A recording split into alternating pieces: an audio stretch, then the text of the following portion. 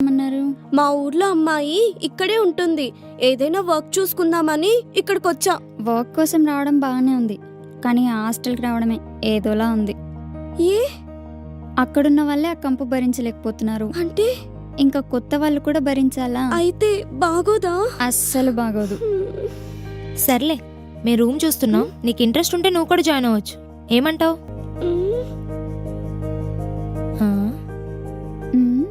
దొంగోళ్ళు పట్టేలాగా చూపేంటి, ఏదోటి చెప్పు. అంటే మా అమ్మ చెప్పింది హైదరాబాద్ లో ఎవరిని నమ్మద్దు అని. అబ్బో, దీని ఆశలో. పదవే, దీంతో మనకెందుకు. అయ్యో అయ్యో ఆగండి, మీరెవరో నాకు తెలియదు కదా, అందుకని అలా అన్నాను, ఏమనుకోకండి. సారీ అండి.